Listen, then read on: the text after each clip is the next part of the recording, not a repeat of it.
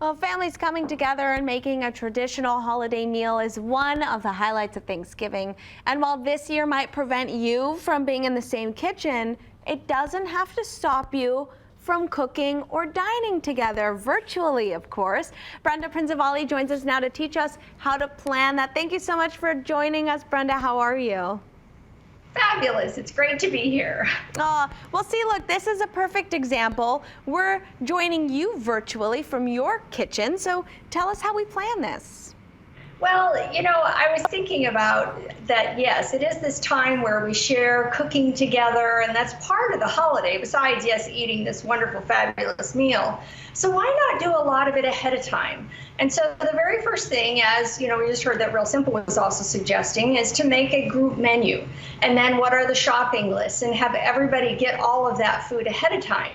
But the fun part then is when you're actually scheduling the cooking together. So instead of waiting till the very last day, maybe Sunday afternoon, everybody gets on a Zoom or a Skype or a FaceTime, and everybody makes the pie crust. And then maybe on Monday night, everybody gets together and they make the stuffing. It'll also ease the burden of that last day of so many things to do. Yeah, definitely. But it's a really fun way, get your devices out and get your headset on and just actually, join in together to do that cooking. I saw a note in here too about some group challenges in these. Can you talk to us about what that looks like? Because that sounds fun. Well, I think it would be really fun to do that. And whether that's, what does your holiday decor look like? What's your table setting? Who made, the best pie? And whether it's, have ratings so that the people eating it can do that. But, the one thing that always also I think happens at family cooking times is that the traditions and the strategies and the ways to actually cook certain recipes gets handed down. You learn from those you're cooking with. So, the very last thing is, as you're scheduling it, maybe one of the things is to have like a recipe leader, somebody who is actually instructing everybody how to do it. Or if there's somebody who's never cooked a turkey and there's somebody who's cooked a turkey for 20 years, then get on calls together and really talk through what are the different strategies.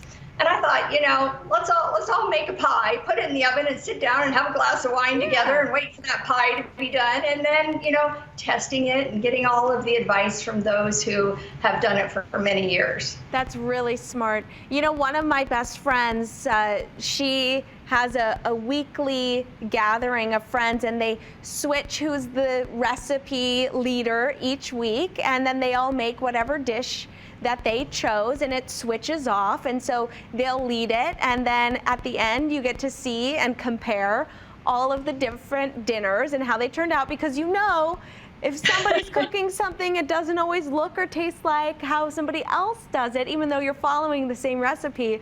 So it's a really fun way to see the differences in the meals too. Definitely, definitely. And the one thing I would also suggest is that if you know somebody who, especially because of, people, whether it's without jobs or not having enough income, if you are a recipe leader, there's no reason that you couldn't, get all the ingredients for certain recipes and actually have them delivered. You can do it across the country and send them a bag of groceries of what it is that you're going to be making, so that somebody doesn't feel like they can't participate because of maybe a shortage of funds or something like that. So that's a really great way to extend your including everybody. Yeah, Brenda, I love that idea. This is a wonderful way to still celebrate with your loved ones. Thank you so much for joining us. My pleasure. Happy Thanksgiving. You too.